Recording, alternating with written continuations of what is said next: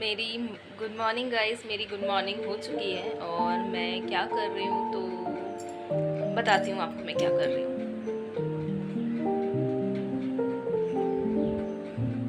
तो गाइस ये है मेरी ग्रीन टी और मैं इसे इंजॉय कर रही हूँ क्योंकि मॉर्निंग में सबसे पहले यही लगता है कि आप फ्रेशन अप होने के बाद सबसे पहले आधा घंटा खुद के साथ बिताएं। तो ये है मेरी ग्रीन टी और मैं इंजॉय कर रही हूँ, आप भी मेरे संग इंजॉय कीजिए। ठीक है, चाय पीने के बाद ही मैं रेडी होने लगी और रेडी होने के बाद मैं तुरंत हेड मसाज कर रही हूँ जिससे कि थोड़ा सा मैं एनर्जेटिक फ़ील करूँ सुबह से, क्योंकि अच्छा फ़ील होता है जब भी आप हेड मसाज करते हो, तो लाइट फील होता है अगर मैं कहूँ तो मैं आप लोगों से केवल इतना ही कहना चाहूँगी कि खुद के लिए समय निकालना बहुत ज़रूरी है।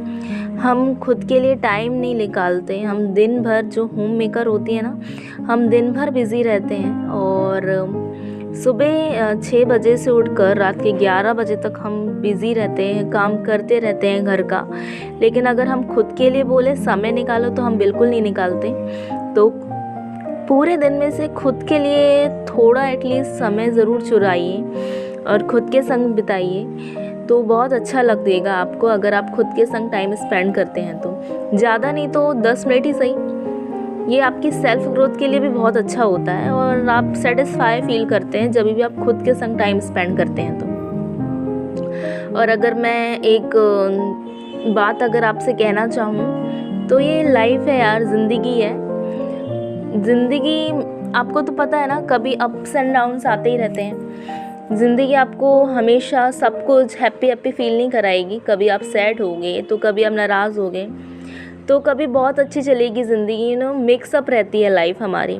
तो ऐसा नहीं कि कभी बहुत अच्छा तो कभी बहुत दुख। तो आप समझ सकते हो कि लाइफ इसी प्रकार होती है। तो इसी प्रकार लाइफ में हमको जीना होता है, तो क्यों ना हम खुश होकर जिएं। जब लाइफ तो उसको जैसा लाइफ ज़िंदगी जैसे ही चल रही है वैसे तो चलेगी, तो क्यों ना हम खुश होकर जिए।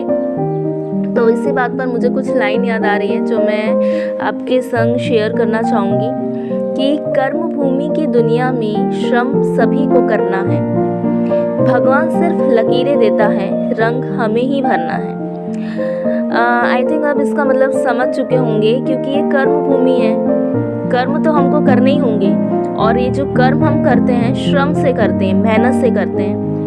भगवान क्या करता है, ज़िंदगी देता है, लकीरें देता है, लेकिन उस ज़िंदगी को बेहतर बनाना हमारे हाथ में होता है। ऐसा नहीं कि अगर कभी हमारी लाइफ में परेशानी आ गई तो बस हम रोते बैठ गए और उस परेशानी से थक के हार कर हम एक जगह बैठ गए। अगर हम उस परेशानी से थके हार के बैठ गए ना, तो हम जैसा कमज़ोर व्यक्ति कोई हो ही नहीं सकता। तो उठिए, खड़े होइए और लाइफ में आगे बढ़िए। मेरी ज़िंदगी में भी बचपन से मैंने काफ़ी परेशानियाँ देखी, ऐसी नहीं कि हमेशा परेशानियाँ, या मिक्सअप रही है लाइफ, कभी खुशी तो कभी परेशानियाँ, इस प्रकार आते रहती है उलझने। लेकिन अगर मैं एक जगह बैठ जाऊँ तो ज़िंदगी मतलब अच्छे से ना चल पाए, तो खुश होके जीना चाहिए हमें। तो मैं भी खुश होकर ही रहती हूँ। तो अगर आप भविष्य पर अगर आप डिपेंड हो जाए कि मेरा भविष्य ऐसा हो, भविष्य ऐसा हो, और भूतकाल के लिए आप रोने लगे, तो वर्तमान में आप सुखी नहीं रह पाओगे, आप अच्छे से जी नहीं पाओगे। तो अगर वर्तमान को अच्छा बनाना है तो जो एटलीस्ट आपके पास खुशी है, अगर नहीं भी है ना यार, तो खुश रहिए, उत्साह बनाइए अपनी लाइफ में और खुश रहिए।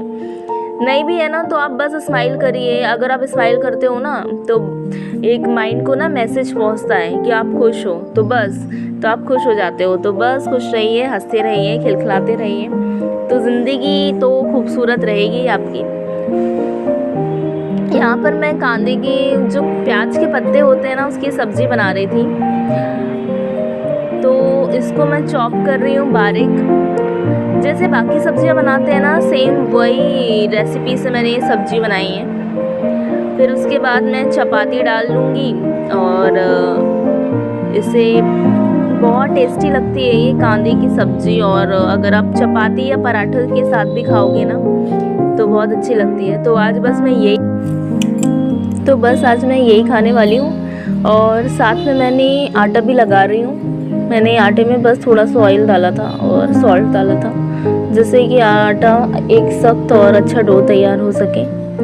इस प्रकार आटा गूंथने से जो आटा है ना वो बहुत अच्छा गूंथता है और रोटियां बहुत सॉफ्ट सॉफ्ट बनती हैं। ये ट्रिक मुझे भी नहीं पता थी। ये ट्रिक मैं शादी के बाद जब मैं ससुराल आई तो मम्मी ने मुझे सिखाई ये ट्रिक।